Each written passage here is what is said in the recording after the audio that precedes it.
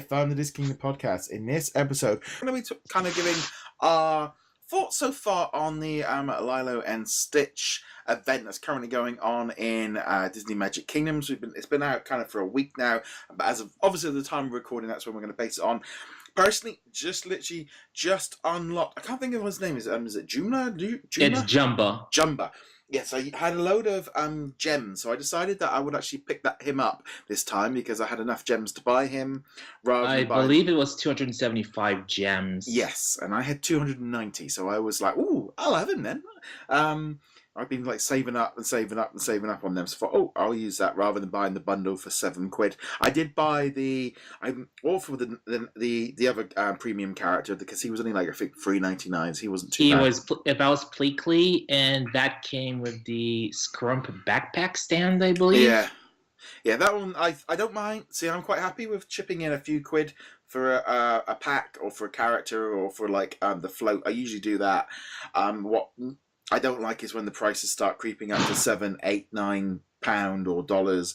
Jumbo was $9 here, and he came with the Stitch's Great Escape ride. Yes, I got the bundle myself because I don't want to sacrifice gems just in case there's something else in the future that I want. Yeah, I was a little bit like because in the last event I decided not to go for the second bundle because I'm getting that feeling of like, well, actually each event is costing me about 10-12 quid, so it's like, no, I'm gonna just ease it back and use these gems or something. I was saving up for like King Louis or something else like that. I thought, well, they'll be there later. So what's your initial thoughts on the event so far? Honestly, I like it because we're using the same basic pattern that we did with Winnie the Pooh. Yeah. Where you unlock all the characters with free steps, basically the books, and then it was the honey pots, and then it was the ear hats. It's the same thing with Stitch.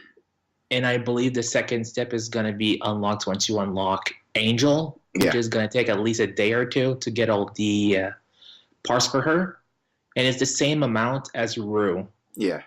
I'm hoping that the only difference is that because we did an episode of this a few weeks ago about that Winnie the Pooh event, and I didn't like the way they handled the Winnie the Pooh aspect. So I'm hoping with Stitch they've maybe taken a bit of the criticism and made some adjustments, maybe made them a bit easier because the drop rates on Winnie the Pooh were awful. So I'm hoping Stitch is going to be a bit better. I got extremely lucky with the ear hats. I got mostly 4 hats at a time, so I ended up unlocking Winnie the Pooh really quick. Well, that could just be me. Yeah, I literally went for ages and didn't do it. So this one with so far with the Lilo and Stitch pack thing, I like the way as well that they've incorporated the Beauty and the Beast characters. They did the same thing with the Aladdin and the Winnie the Pooh ones. I like them doing this. I think this gives them a little bit of an extra little mini event going on. Yeah, I'm afraid I can't use that because I joined the game in December, so I didn't get the chance to get Beauty and the Beast or Aladdin. The first event I had was Snow White. All right. See, I think I played it. I played the game when it first came out. I then kind of dropped off the game because it wasn't really what I liked, and I missed a few events, and then jumped back in around the Incredibles event. Or that was probably nearly 2 years ago, and I've been in every event since. So I'm probably quite lucky in some ways. I've got most of the characters, and there's a few here and there that I haven't got from the different events. Mainly, again, they're all the villains. Really, the last character is the one I've always been struggling to get, and I have a kind of a rule now where I will not drop any cash on that last person, no matter how hard they keep pushing me.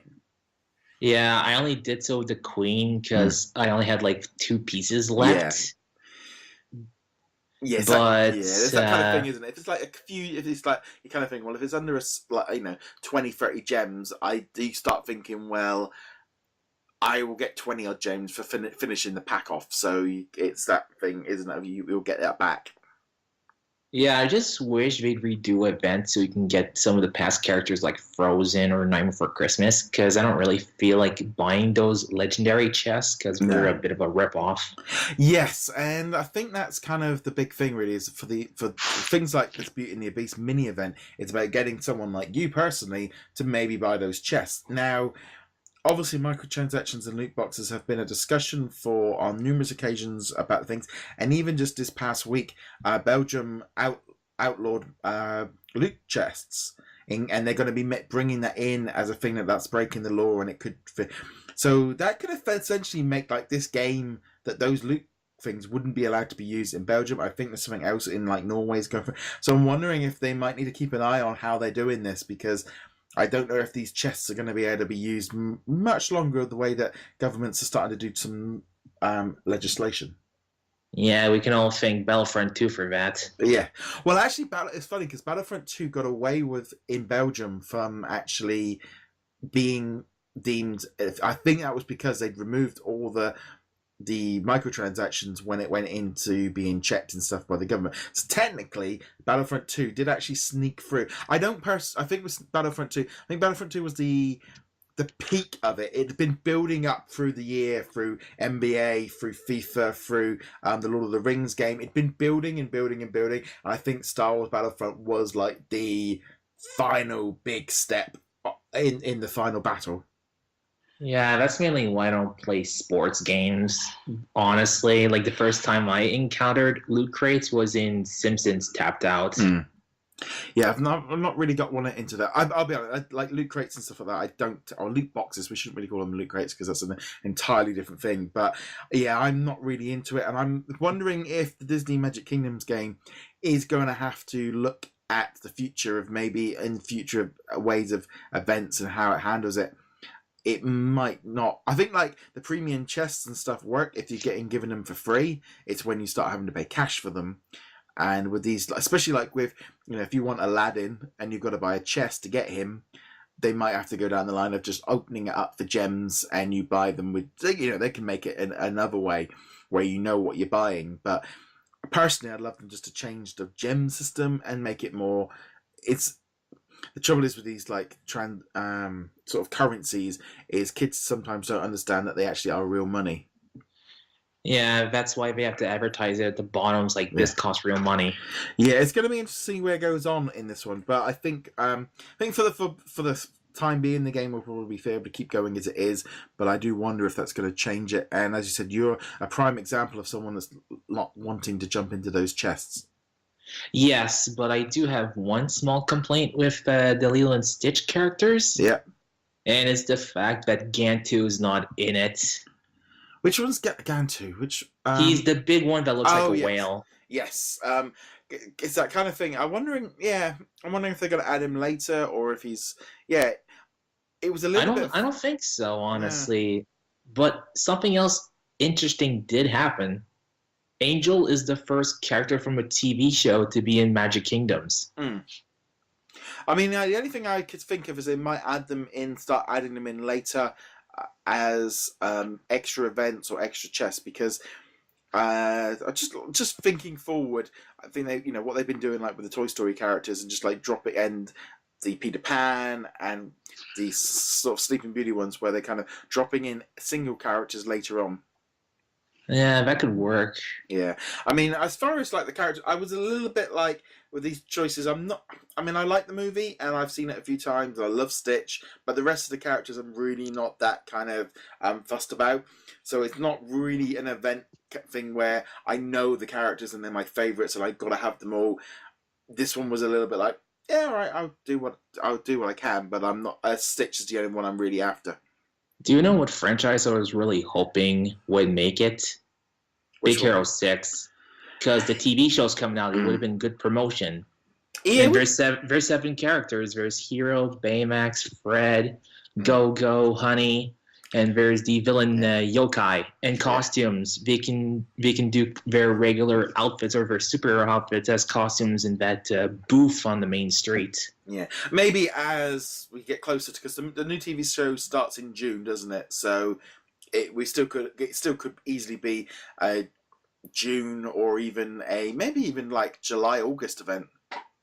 Well, yeah, July is when the new Big Hero 6 comic comes out. Yeah, so it would make sense, especially depends what they're going to be doing with Incredibles. That's the big question of, do they do another Incredibles event or do they just jump into Big Hero 6? I personally wouldn't mind them doing something a little bit different, maybe bringing the characters back, so if you didn't have them, you can get hold of them.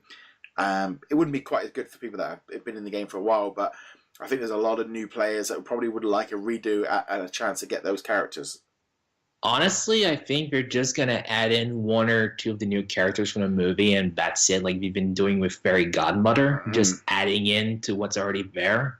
Yeah, it's going to be interesting to see where they go forward with this one. But anything else you want to add on this event so far? Not really. I'm looking forward to unlocking Stitch. Yes. I'm hoping to. I need to probably start concentrating on getting those books because I keep focusing on the main story rather than the books at the minute. Yeah, I already got all the books myself, and I've been leveling up all the characters. Like I got Nanny as level 5 because she's required to be level 5 to unlock the Angel mission. I got Cobra at 4, and I got Pleakley at 3. Yeah. Did you? Are you playing on mobile or are you playing on like a tablet? iPad. Yeah, so sometimes there's that thing I found. If you're playing on the phone, you might play it a little bit more regularly because of the way I do. And I'll be honest, I've been a bit distracted with God of War, but that's a different thing entirely. On that note, guys, we'd love to know what you guys are thinking of the Lilo and Stitch event so far for Disney Magic Kingdom. We'd love to know your thoughts on that. Get in touch with us using the comments below or on social media, etc. Wherever you are, you can check us out over at thiskingdom.com. You can subscribe, like, follow on whichever platform you're watching or listening to us on. Matt, how can they find you on the internet? They can find me at My Blanc on YouTube. I usually just do travel vlogs, or they can find me on Lego Mat. I am currently doing a playthrough of Kingdom Hearts right now. Oh, cool. Yes, I recently started playing up Kingdom Hearts 2 again because I completed Kingdom Hearts 1 a couple of weeks ago for the first time, but I'm having a little, as I said, I'm kind of battling through Kronos and kind of taking on, well, I like to think of God of War now as a